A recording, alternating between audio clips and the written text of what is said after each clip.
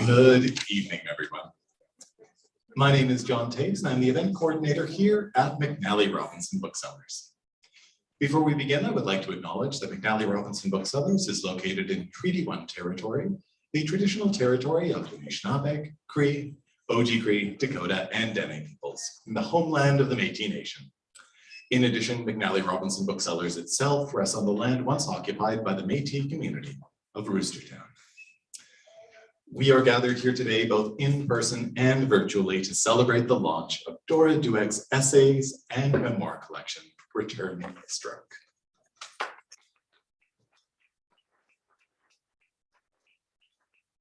Rest assured, you will only have to put up with me for a few moments before we actually move along to the real heart of the evening. So thank you in advance for your patience. Just a few quick housekeeping notes before we begin. While we're located within these gray walls, we just ask that you all please do remain masked. You'll notice that everybody who appears behind a microphone will remove theirs to speak. Once we move outside for the signing after this event, masks will be, suggested, but not required, although we do suggest them. In addition to that, there will be time for a Q&A following the conversation this evening. At that point, what I'll do is wander through this space and I'll ask you to ask me the question, at which point I will repeat it into this wireless microphone for the benefit of those watching at home, both now and in the future. As I will probably undoubtedly not do justice to the eloquence of your words, I would just ask that you keep your questions relatively succinct and keep them as questions. That way we can put them to Dora. Rest assured you'll have ample time at the signing table to put forth any comments you might have to her at that point. I will also suggest that if you have not done so already, that you please silence your phones. The only final thing I will say, and you will have to tolerate, I am afraid, some details about signing procedure as soon as this event comes to a close, is that when this event is over, we'll just ask you to remain seated for one moment as we transport Dora over to the table, at which point the signing will begin. So thank you all so very much for your indulgence. We are here, of course, to celebrate this wonderful essay and memoir collection, which is chock full of both the insight that one has become accustomed to in Dora's prose, but also the incredible subtlety and inevitably probing intelligence. It's a really beautiful collection, and I'm just personally very, very excited to be here to actually celebrate it properly with you folks, both here and virtually. These personal essays lyrically engage with a wide range of ideas, and whether examining the limitations or remembering or telling beautifully of her late husband's final days, Dueck's creative nonfiction seeks to do the very most that can be asked of any book: tell the truth and tell it well. I am not your host for this evening. I instead have the pleasure of calling up a very special person who will be conducting a conversation and introducing Dora. Mary Ann Loewen has edited 2 life writing anthologies, Sons and Mothers and Finding Father. She has taught academic writing at the University of Winnipeg and at Canadian Mennonite University. And as a quick aside, I should mention we are particularly grateful to CMU Press for helping to bring this evening together and, of course, for publishing this volume in the first place. 3 of the things that Mary Ann loves most these days are words, time spent in the kitchen, and her grandkids. Please join me in giving a very hearty welcome to Mary Ann Loewen.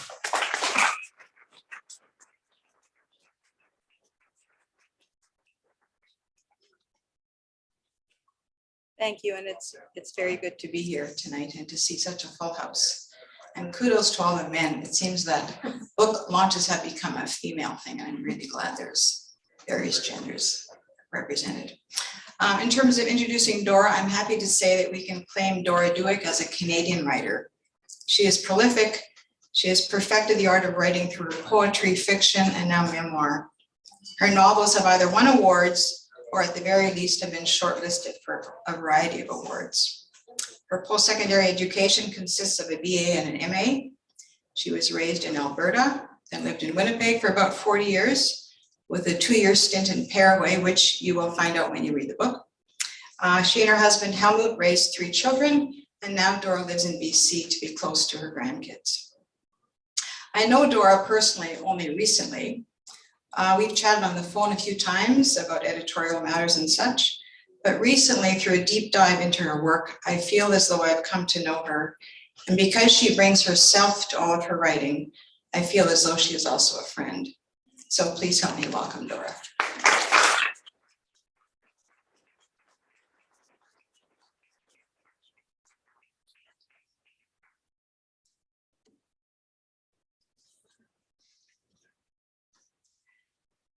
Good evening. I'm just so grateful to see you all, really touched by those of you that I can recognize behind your masks. And also to a few people that I'm aware of that are watching online. Hi, Elaine. Hi, Raina. Thank you, John. Thank you, Mary Ann, for the introductions. And yeah, just so thrilled that all of you have come. We have connections, many different connections are represented in this room. And I don't take it for granted because I've been gone 6 years, but I've been back now in Winnipeg a couple days and it still really feels like home. And I should also acknowledge that 3 of my sisters are here and my brother from other provinces. We're going to be burying my mother's ashes tomorrow. So that kind of converged very well. And since I haven't written about living with 7 siblings, they are still safe and innocent. But maybe that's my next project. And my deepest thanks to Sue Sorensen, my editor and the head of CMU Press. It's really, yeah. Totally. We worked together on an earlier book, This Hidden Thing, and I was just thrilled when she was interested in this project and also did the editorial. And her team, they are listed in the front of the book, Matt and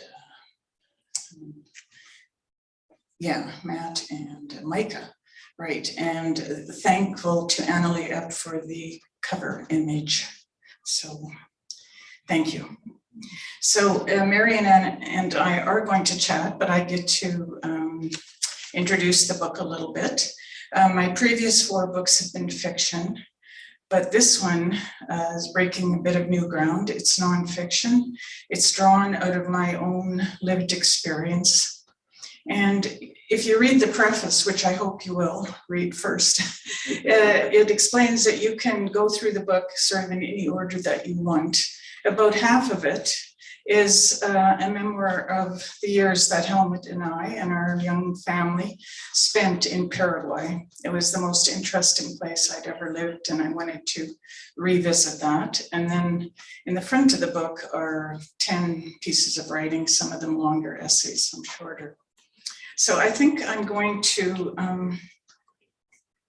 start by just reading the first part of the Paraguay memoir, although Paraguay also shows up in the essays. I don't know, I guess I'm kind of obsessed with it. When I wrote the different essays, you don't think ahead that it's going to be a book. And so there is a little bit of repetition, but I've left that for the integrity of the individual pieces. So this part is part of the book. The memoir is called In the House of My Pilgrimage. And it's got 20 sections. The first part is called Back. We returned into the howl of wind. It was August, late winter in the Paraguayan Chaco, perhaps the worst time of the year. Nordsturm, North Storm, blasting out of the distant Andes with a vengeance of heat and dust, the air gray, the landscape coughing up sand as if to choke on its own desolation. The bottle tree at the corner of our tree had shed its leaves and leftover seed pods swung from its convoluted branches. A bird's nest trembled in the tangle, and the tangle seemed malicious. We were back.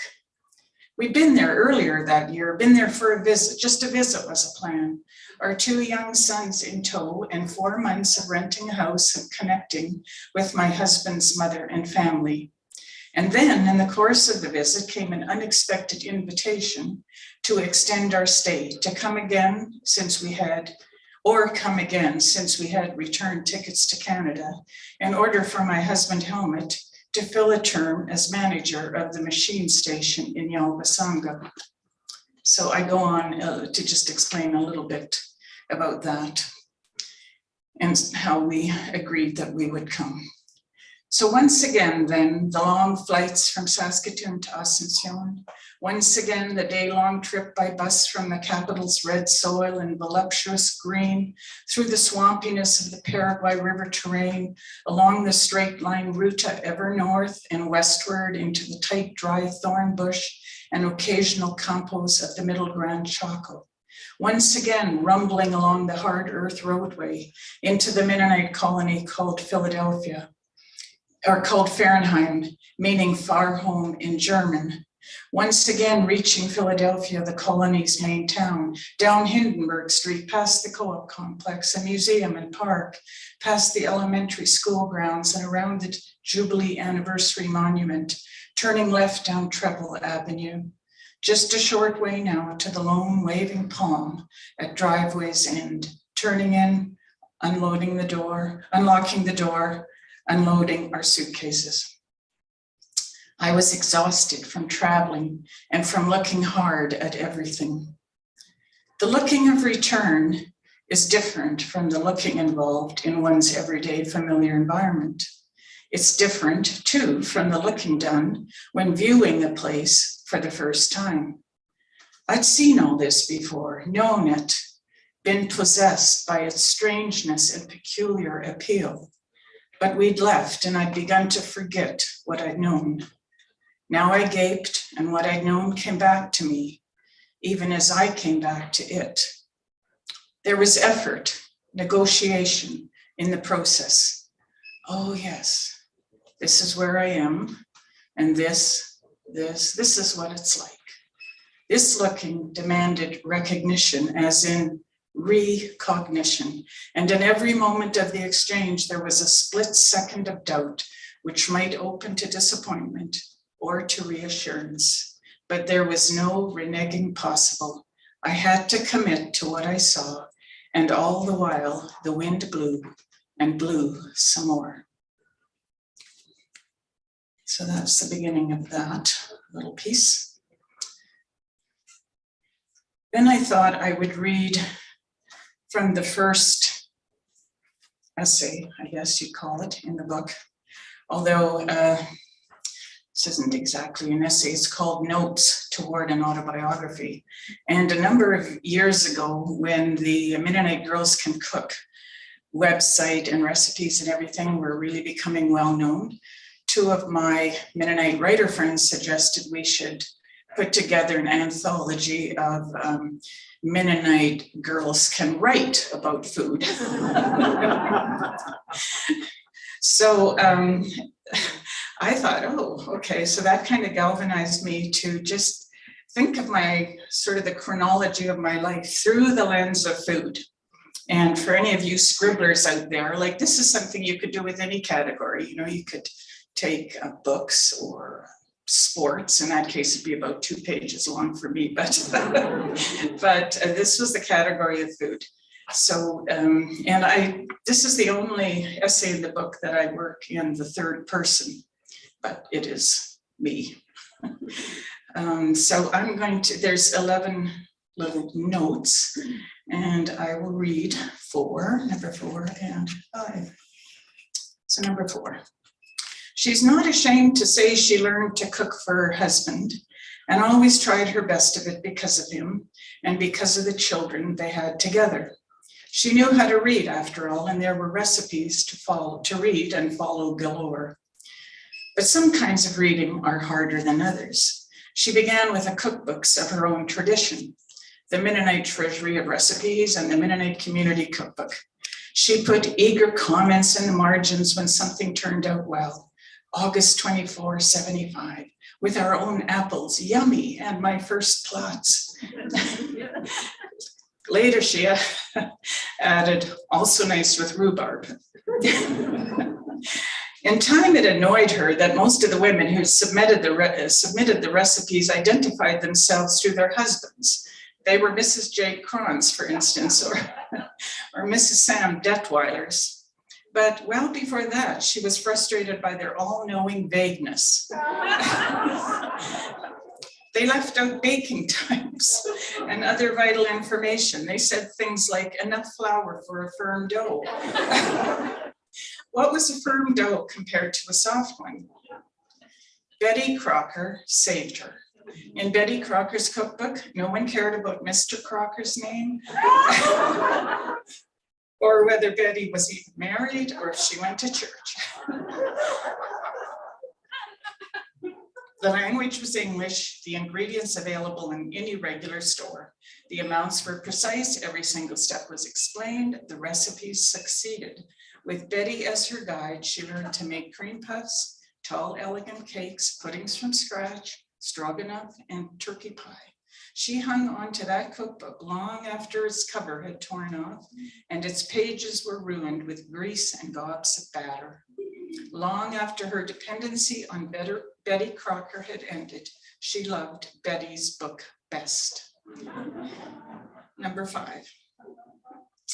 She won't run on and on about meals she made over the years. She read a diary once in which the writer recorded the contents of lunches and suppers, and she found these parts so boring, she skipped over them. She could mention some of the failures, however. Surely every autobiography needs comic relief. The time she put rice on to simmer, for example, and forgot about it and stepped out for a walk, thus discovering the acrid smell of burned rice and how many days it lingers in the air.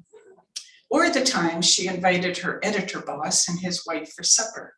Since he was tutoring her, as it were, in the ways of Mennonite history, it being a church magazine, she decided on a menu of Glum's Vareniki, those quintessentially Mennonite dough pockets filled with cottage cheese, as if she had something to offer about Mennonite foodways, and decided to, after pursuing the 8 Vareniki recipes in the treasury, upon that of Mrs. J.D. Lutkeman's. Well, and why not make them ahead and put them in a casserole to warm up on the night of the guests? Oh, I'm crazy. She was a working woman after all.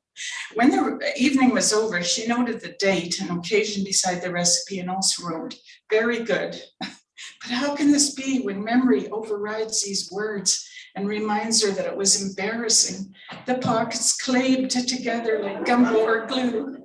When she desperately wishes she could do it again properly, slide those vareniki freshly wet and glistening out of the boiling water and onto the plates of her editor boss and his wife, the lovely pockets quivering individually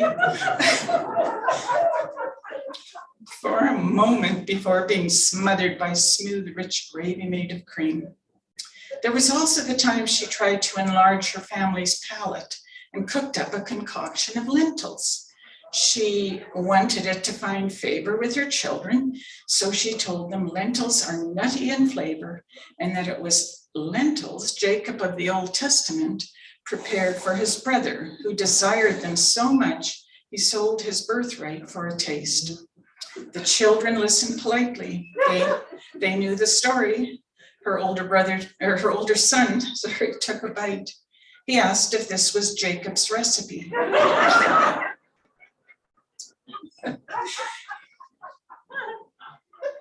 If it was, he went on calmly, Esau was even more of a fool than he previously thought.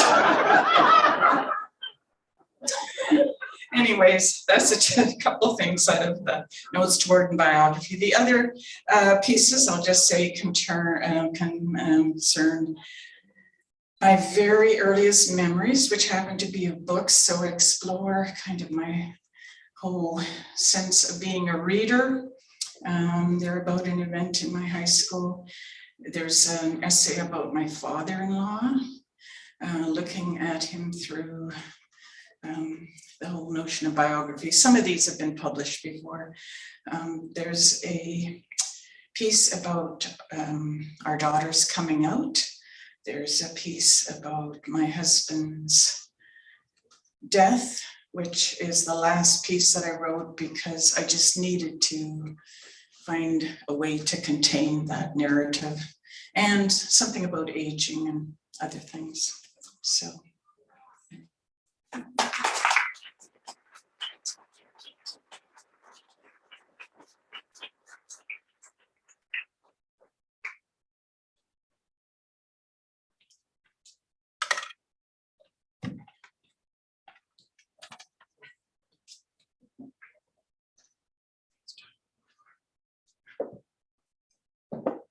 This is the scary part. Well, first of all, it's a lovely book, Dora. So first question I have for you is, sorry, it's a conversation. Let's start with the title, Return Stroke. It's certainly a clever title because it has the potential for a variety of meanings. The most obvious one, as you read the book, you'll figure this out. Your father-in-law died of a stroke. And your husband had been struck by lightning, the same strike of lightning that killed his mother. But there's also the metaphorical stroke. I think in the preface you described what you want this book to do for the readers, and in a sense it's a boomerang. You send it out to the readers and hope it comes back to you in the form of your readers finding their own life stories. So a return stroke of the pen, as it were. And I just wondered if you thought about some of these other meanings when you entitled the book.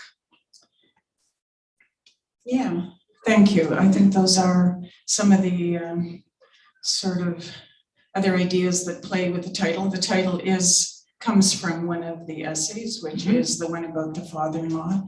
And a return stroke is actually a word for lightning, the kind that flashes right down.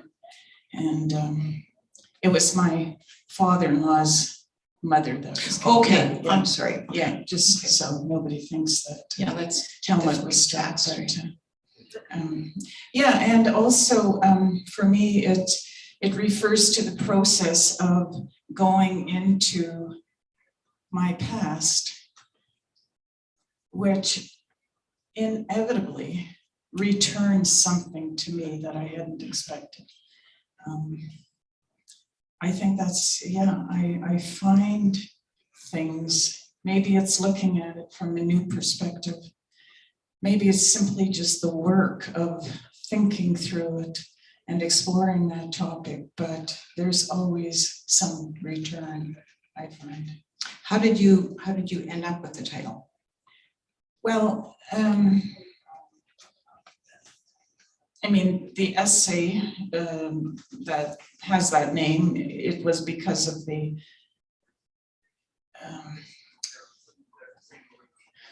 because of the lightning, but I also, let me see that on page 33. I really love this little quote from one of my favorite books, Middlemarch. While he was speaking, there came a vivid flash of lightning, which lit each of them up for the other. And so the whole piece is about trying to discover somebody that I never met. And is it even possible to know somebody that you've never met? And how you go through that process of trying to discover that person. And without giving it away, I felt that we met. Yeah. Another thing I want to know is, and you mentioned this briefly when you were reading, but you talk about she in the first essay, and after that it's I. So can you, I mean, obviously there's a different feel for the reader when you say she rather than I. So obviously it was intentional. Can you tell us why you chose to write that way? Actually, I often will start out with the she, because I'm working with myself, yes, but it's a character in a way. It's an earlier version of me. And so you can look a little bit more at that person and see them. And in this case, it just felt fun to leave it at she. Yeah, yeah.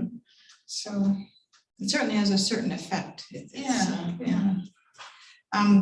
Another thing I was curious about, it felt to me like that both place, especially the Chaco in Paraguay, and the writing itself, because you do some self-reflexive commenting, but they were characters in text too. Was that very intentional?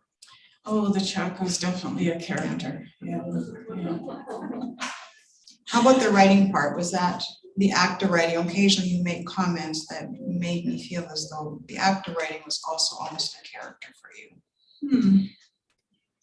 Or is that sort of That's a subconscious? really thoughtful question. I don't know if I've ever thought of it, actually. That's maybe not a yes or no question. Yeah. Moving on to something else, you talk a fair bit about gendered roles, right? Which is inevitable as you write about your life.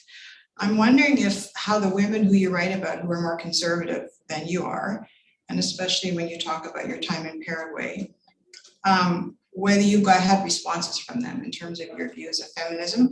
At one point you say there were women who had, quote, a limited range from which to draw self-esteem, right? So have you heard back from some of those women in terms of their response? Not that you were hard on anyone, but just were you, and this actually leads to my next question about how careful you thought you had to be in terms of that kind of thing. Yeah, well, we lived there in the 80s, and so quite a few of the women who were important to me in terms of Helmut's family and other people are either have passed away or would be quite elderly. So that wasn't an issue for you, like as you were writing, you didn't feel you had to be careful how you presented things? No, I actually deeply admired them, and that comment came up in the part about cooking, because I noticed when we had family gatherings and everything, the women were all kind of surreptitiously watching to see if their dish was going first. And so, I think that still happens, Dora. Well, as I confess, I was very happy when I saw mine disappear too. So it just didn't seem sometimes that there was a big range. But I admired those women enormously. Honestly, they were so much further than me, and so many of the skills I needed in Paraguay. I can cope very well here in this culture, but they were my teachers and so what would they have said about it? I honestly kept a lot of my views to myself at that time, because I didn't want to embarrass Helmut, frankly. Then I'd say, she's got him under her schlorn, under her flip-flops.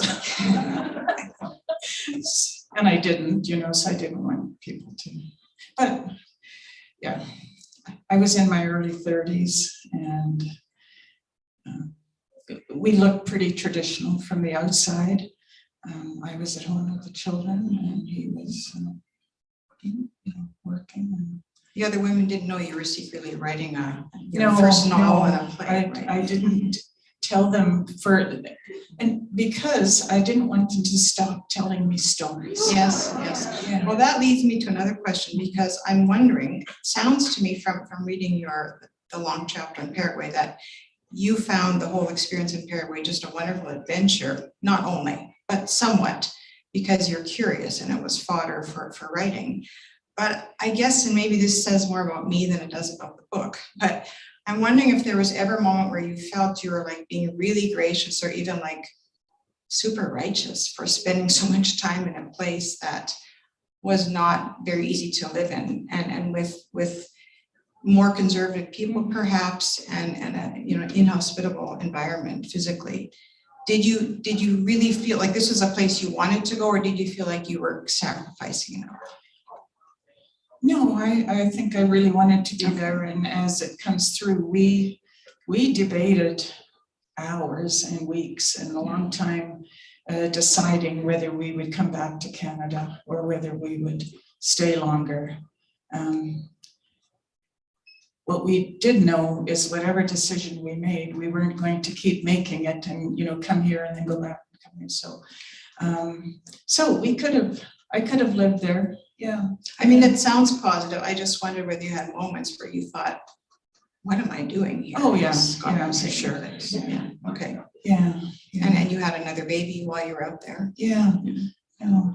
And I think, as it'll come out too, I had a really deep desire to belong to that place and to belong to the people. And I think in every part of life, no matter whether it's a place or an instant, like wherever, belonging comes up against and kind of is in a situation of tension with who you actually are and who you are becoming. And yeah, you know, I couldn't actually belong. My language skills were not sufficient. I hadn't grown up there. It was partial. I began to understand what immigrants go through. They want to belong, but there's all kinds of, obstacles to that. I'm wondering if that's part of the reason why then you chose to delve into the past of your father-in-law, whom you never met, but you really wanted to get to know him. So I'm just wondering what was behind that sort of almost a fierce desire to put the puzzle pieces together about him. Certainly at a certain stage in my life, at first I had just assumed that I did know him because Helmut talked about him. And then I realized, no, actually I don't. And I was the only one Helmut's the youngest, so I was the only one of the family that did not ever meet my father-in-law. I think we're attracted to absence, you know. He was absent for me. There was a space there. And I was absent to him. And yeah. Right, to fill that gap. Yeah. This is another maybe this is a more philosophical question, but I wonder about how careful you felt you had to be with regard to telling stories that included others. At one point you explained how you don't include names of your sons. You say son number one, that kind of thing. But in general, how careful, and this again is not a yes or no type of question, but do you think writers of personal story need to be in terms of ethics? A lot has been written about this. Anne Patchett in an interview once said she wants full access to her life and she's entitled to that, even if that means including good and bad from people that she knows that are in her family.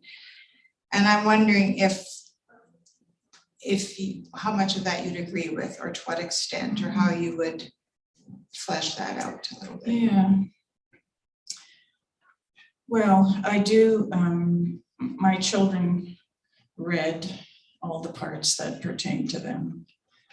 I just like to do that. And Helmut too, when he was still alive, if he happened to be mentioned.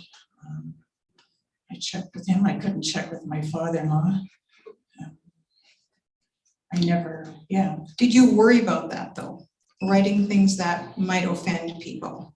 Because that's a fine line, right? Because if you don't include some of the negative, you don't have the guts of the story, so. Well, I'm sure some of my sisters will read parts of where I mentioned them and they'll say, no, that was, you know, we all have your own versions. Yeah. So you didn't worry about offending people much? I worry less or maybe and less, actually. Well, that's a good thing. You talk in your story about how you're getting old, which you're not, but about lightness. So maybe that's what you're referring to. Yeah, you just kind of, that's one suitcase you stop carrying around. What do people think? This is another open-ended question, but can you say more about the role memory plays when writing a memoir, especially if it's meant to be published? At one point you say, quote, there are colliding stories about the same event, which is bound to happen, but then how do you work that out when you want to tell stories and I guess you do research, but say more about how the role of memory.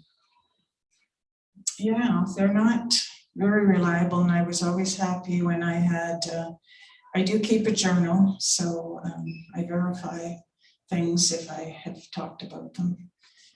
And as far as the Paraguay part, thankfully my parents kept all the letters that I wrote home, and I wrote home pretty faithfully because I wanted them to experience our children. Who else can you boast to about your children other than your parents, right? They're supposed to really delight in hearing those stories. So I had a lot of stuff there. Memory, yeah. In terms of the piece about my first books, like my whole sense of myself as a reader, that's completely, it's what I remember. Mm-hmm. I can't verify it, but Yeah. Well, and what you remember is also intriguing, right? yeah. What and how, whether it actually happened or not, it's intriguing that is what you remember. Yeah, that's very true, because sometimes our siblings won't remember that Yes. at all. So why does our mind hang on to that? So it means something. It means something, Yeah. that's right, yeah. Now, you and I talked about this earlier, and there's not maybe a lot of direct reference to the notion of shame in this memoir, but in some of your novels, that's explored to a greater extent, and there's a little bit of that here. And I'm just wondering, does that interest in shame and secrets have anything to do with maybe a Mennonite upbringing? Not that others don't have issues with that as well, but I'm just wondering, why is that something you wanted to explore? It's definitely the Mennonite upbringing. That's the answer. Well, I mean, we grew up with everything was guilt, right? That was sort of the theology. But I think in more recent years in culture, we've become more aware of shame. And I do quote Patricia Hamble, who says, shame is interesting. At least it is hidden, the sign of anything valuable. And I was just so intrigued when I read that. The sign of something valuable, as if something important to us has been exposed or put unfairly to the exposure of others, so I like to think of shame from that perspective too. Why, and that was in the context of why was I kind of ashamed of those first memories about the books. But I think that's wonderful that you include that, because it implies a certain humility, I think, which I think sort of pervades this book too, right? It's not a boast of self-aggrandizement, right? You're talking about things that matter to you, and therefore they will resonate with others. Mm-hmm. So to even bring up the notion of shame, I think, is significant. Yeah. Mm-hmm. Well, it's a protective thing too. We probably shouldn't be ashamed of many things, but we're sometimes ashamed of ourselves or whatever. But it's a sort of mechanism of protection because it is precious, Yeah. An easier question, perhaps, or simpler, I should say. How did you decide what to include in this collection?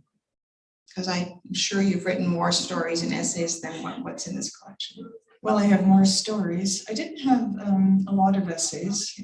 I didn't include everything I had, but. Was it hard to decide what to include, what to not? I sent them to Sue and she said we should keep them all, so. There you go. Well, it's not I too long. absolutely rely on her.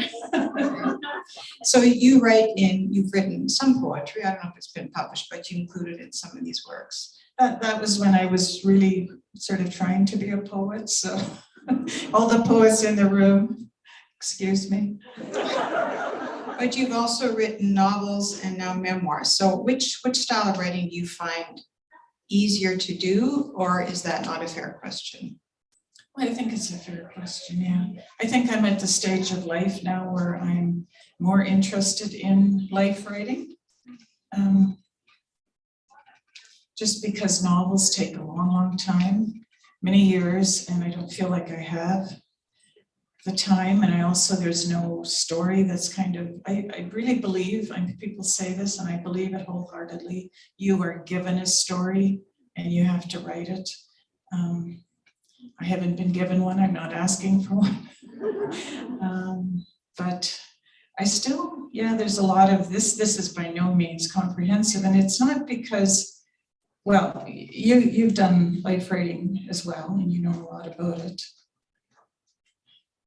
Why do it? Why do it? I think because, again, when I read people's reflections on life, I will often sort of lift my eyes from the book and think about myself. So that's, if I'm called to be a writer, which I think it was my vocation, then I do that. Like I'll explore, look at my different parts of my life from different angles, hoping that the reader will, lift their eyes up. Yes, yeah, it's a nice way of describing resonance.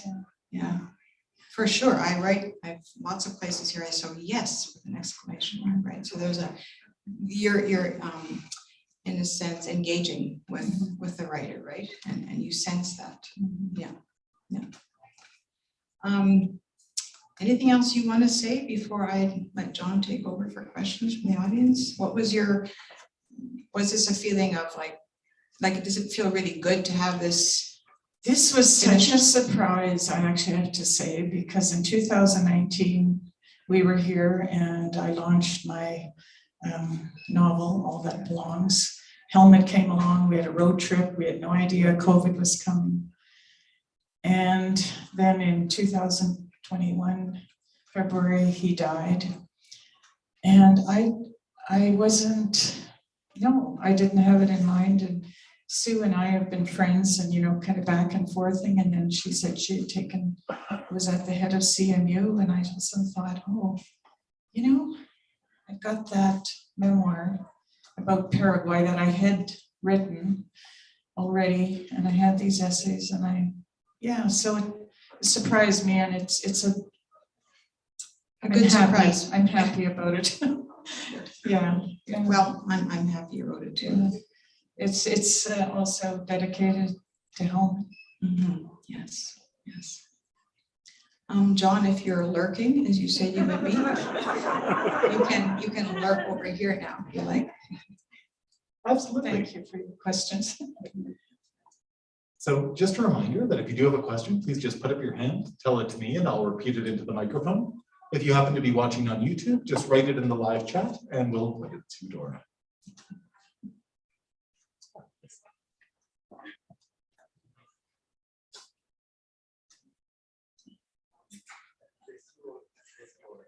Whichever way you want. Let me address Dora with you a little bit. You say both in the practice and you also say in the mouth, right? I hope that this book, the reader maybe lift their eyes from text and think about it. Right? So I imagine that if you're writing, you contemplate your life, putting that into words. Right? So my question is there one such contemplation of life that put in the text that you return to over time? Is there one such contemplation of life that you return to over time? As you mentioned in the introduction to the book, that you hope that you will encourage the reader to take their eyes off the page and take a look at their own lives.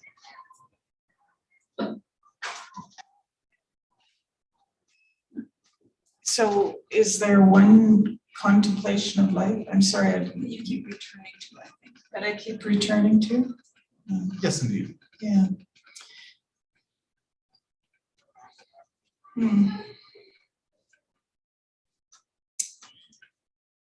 It's a really good question. Yeah, it's hard. It varies.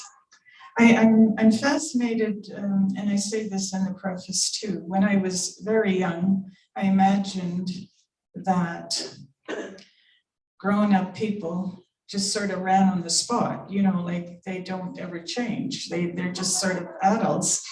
And for me, the wonder of living, still living, is the continuous sort of conversion experiences, if I can put it in a sort of theological way, just to continue to grow and to learn and discover people.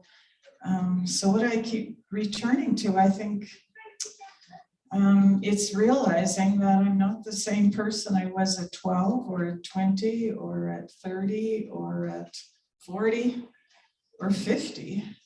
And you kind of look back and you give them a hug and you say, well, I love your vitality, but you know, yeah, I'm sorry, I can't be more, yeah.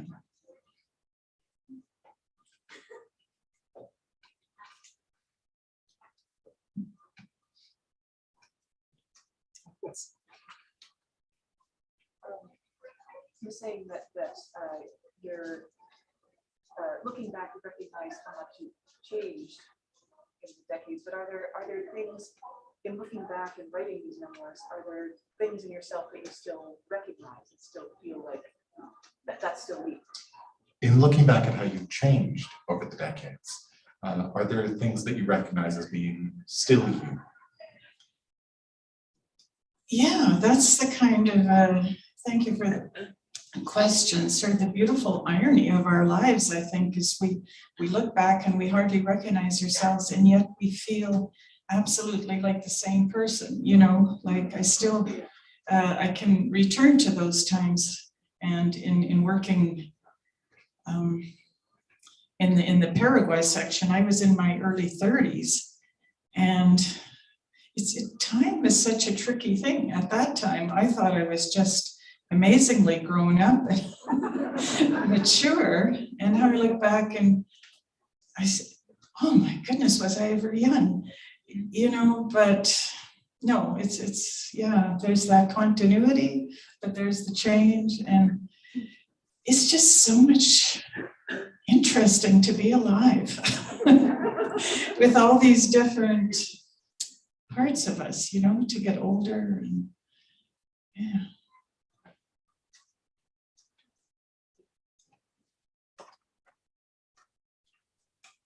Wondering, like, how much the Mennonite communities, do they have much contact with the local Paraguayan people?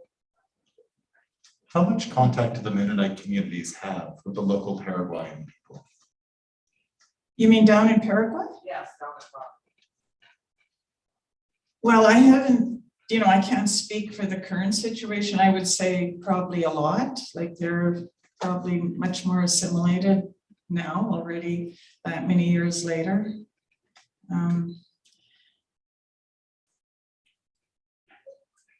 I personally didn't, like we were living on a kind of an isolated, what they call mission station. And I didn't have very much contact, and my husband's work was with the indigenous people. So that was our main area of contact, as well as the Mennonite people. But I think, I mean, there's other people in the audience here who know the Mennonite colonies, and they are living in the city and well integrated, I would say, in many respects, as far as I know.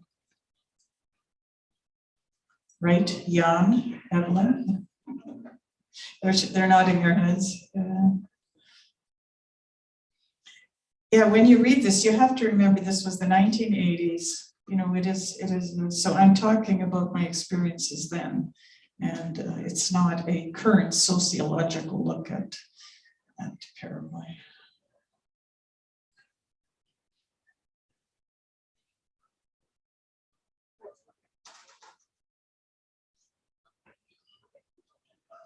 Just thinking about, you had mentioned you had already written these articles and essays before. Were you tempted to rework them so that they were more up to date or wiser, because you become more wise since writing them? You mentioned that you had written these articles and essays before. Were you at all tempted to update or revise them, given how much wiser you have grown over the intervening years? No. Thank you. And I guess a follow-up, how was it like for you then to release them into the wilds, not update them? And how is it like to Yeah. release them into the wild, having that data? Well, Laura, they weren't written that long ago. Well, already a grown-up when you read it. No, and that is something to keep in mind. I mean, in some of them, Helmut is fully alive, right? And in others, I'm writing about his death. And so it comes out of a particular context. But I didn't actually start writing essays until the 2000s. So they're not, real ancient. It's You do say something, if I could just interject here, about your early novel, you sounded more pious than you did later. And that was actually one of my questions, whether that bothered you or that's just a natural evolution of a writer as you go through various stages of life. Yeah, for sure. I mean, the core of my faith remains theology of love. God is Jesus, but vocabulary, practices, convictions, they've changed for sure in some respects. And so, in that first novel, I thought it was a little too pious, but I was telling a story that reflected how they talked about their experience, and everything, which I mentioned in one of the essays, everything was described in terms of God, really, to put it kind of broadly. So that's, and I'm not saying, of course, we can say that, but there's human, anyways, enough on that.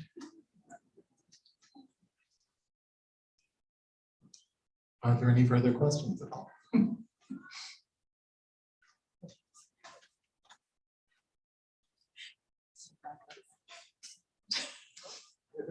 Dora, would you call this a Mennonite book? Yes. Was that Gabriel?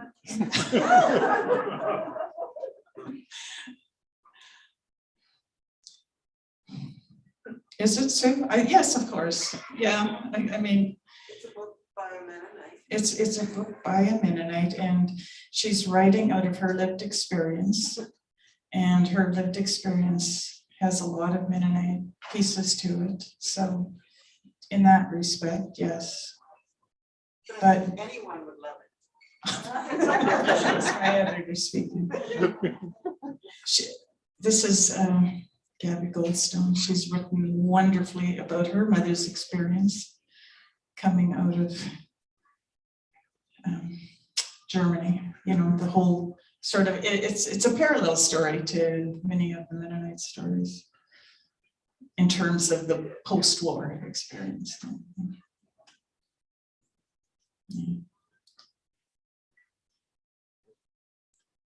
I believe we are just approaching the top of the hour, so if there are no further questions, if either of you have any closing comments you might like to offer. Well, there's a lot more we could say, Dora, for sure, but I think people should read it for themselves. And I'm again so thankful for all of you coming. I love you all, and thank you for your questions and your engagement and for taking the time with it. It's a big, big honor.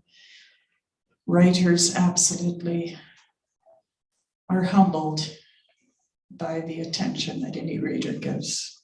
So thank you.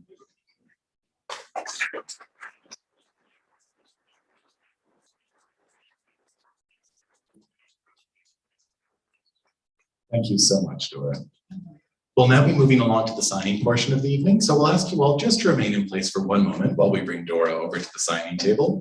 Once she has taken her seat, you are more than welcome to join her over there. There are copies of the book at the signing table. There are copies of the book at our central cash desk as well. Feel free to get a copy signed before you pay for it. Please pay for the book at some point tonight before you hit the parking lot. We're so very grateful to all of you for joining us here tonight. The video of this event will remain live on YouTube if you'd like to share it with anyone or revisit it yourself. Thank you to all who joined us online. And once again, I'll just ask you all to join me in giving a very warm show of gratitude to CMU Press, Mary Ann Loewen, and of course, Dora Dueck. Thank you all so much.